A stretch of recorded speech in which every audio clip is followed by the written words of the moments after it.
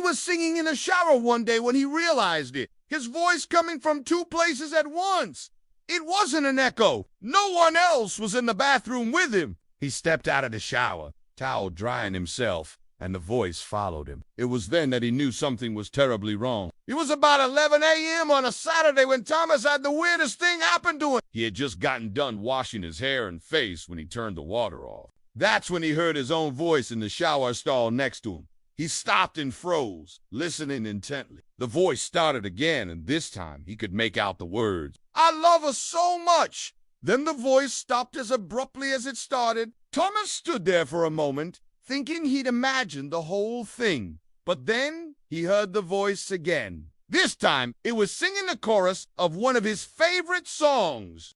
It was his voice, but how? Was someone messing with him? Was there someone else in the bathroom? He peered around the corner and into the adjoining shower stall, but no one was there. Was he losing his mind? Had he been in the shower too long and gotten a little delirious? He shook his head, chuckling at himself. It had to be the most ridiculous thing he'd ever experienced. He stepped out of the shower and reached for the towel hanging on the rack. And that's when he heard the voice again. It sounded like it was coming from inside his head. He dropped the towel and backed away from the shower. It couldn't possibly be. But what if it was? What if his mind was playing tricks on him because of stress or maybe sleep deprivation? Maybe he needed to take a break from work and see a doctor. Could it be some kind of early onset dementia? How old was he again? He was only 34. Surely it wasn't dementia. But what else could it be? He decided to get out of the bathroom and go to his bedroom to lie down for a bit before heading to his office.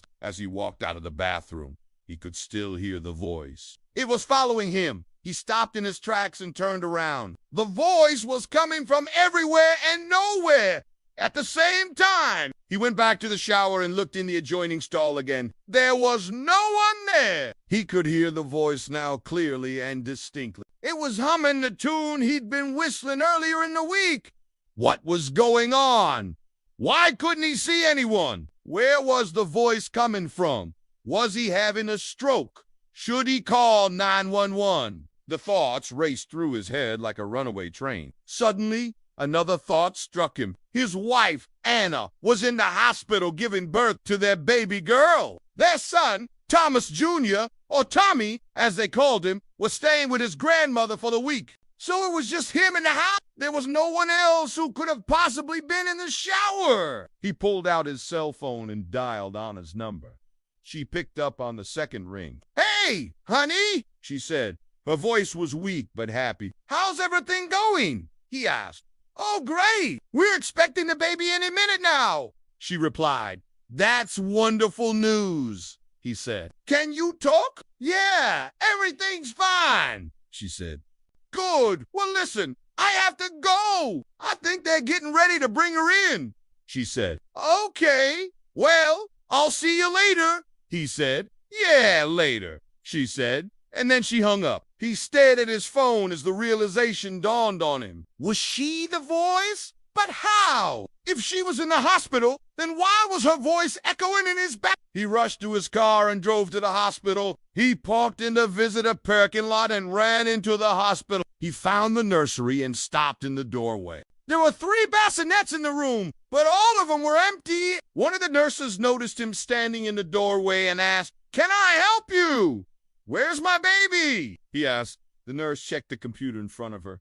"You mean your daughter?" "Yeah," he said. "She hasn't been born yet. Your wife is in labor right now," the nurse said. "Oh, okay, sorry to bother you," he said. He left the nursery and headed back to his car. He sat in the driver's rest seat for a few moments, trying to figure out where the voice was coming from. It was faint now, but he could still hear it. He got out of his car and went to the trunk. He opened it and saw his guitar case. He pulled it out and opened it. He took the guitar out and brought it with him as he went back to the hospital. The nurse at the front desk stopped him again.